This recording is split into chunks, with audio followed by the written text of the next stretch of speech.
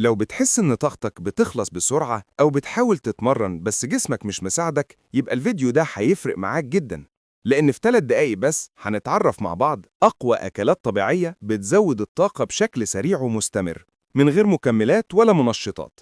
أكلات حقيقية هتحس بتأثيرها من أول أسبوع. أهلا بيك. خلينا ندخل مباشرة في المهم. أول أكلة معانا هي الشوفان. الشوفان واحد من أفضل مصادر الطاقة البطيئة، لأنه غني بالكربوهيدرات المعقدة والألياف، وده بيخلي الطاقة تطلع لجسمك بشكل تدريجي، تحس بالشبع لفترة طويلة، ومستوى طاقتك يفضل ثابت. كمان في فيتامينز بي اللي بتساعد جسمك يحول الأكل لطاقة فعلية. تاني أكلة هي الموز. الموز يعتبر بار الطاقة الطبيعي، فيه جلوكوز وفركتوز وسكريات بسيطة بتدخل الدم بسرعة، وده بيديك بوست فوري قبل التمرين.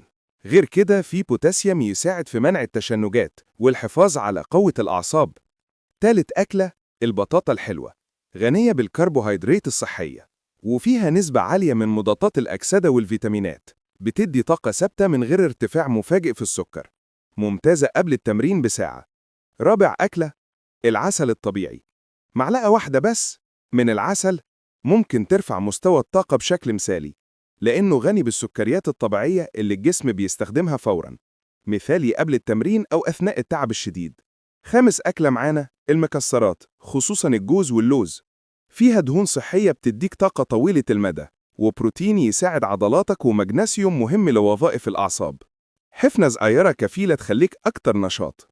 سادس أكلة البيض، يعتبر من أقوى مصادر البروتين الكامل. البروتين بيدعم البناء العضلي وبيزود القدرة على التحمل. غير كده صفار البيض فيه دهون صحية وفيتامينات بتساعد جسمك يحول الطعام لطاقة فعالية. سابع أكلة الزبادي اليوناني، مليان بروتين مع كربوهيدرات خفيفة، تركيبته مثالية لرفع الطاقة من غير ما تتقل. بيساعد كمان على الهضم، ومعاه عسل أو فواكه يبقى سناك ممتاز.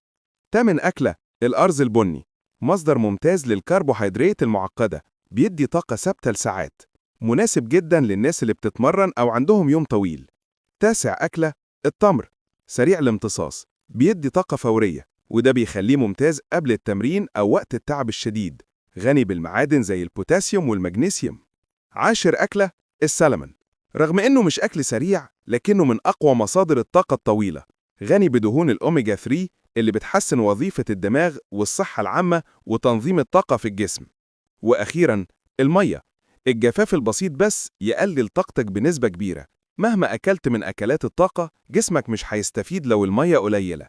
اشرب كفاية طول اليوم علشان تكون في أعلى مستوى نشاط. دلوقتي، إزاي تستخدم أكلات الطاقة دي في يومك؟ سهل جدا. قبل التمرين موز زائد تمر أو عسل. وسط اليوم شوفان زائد زبادي. وجبة غدا قوية بطاطا حلوة زائد بروتين زي السلمون أو البيض. سناك خفيفة مكسرات أو زبادي. لو طبقت الكلام ده مستوى الطاقة عندك هيتغير حرفياً. وفي النهاية، لو عجبتك المعلومات وحابب تعرف أكتر عن التغذية والتمرين، ما تنساش تشترك في القناة وتفعل الجرس علشان يوصلك كل جديد.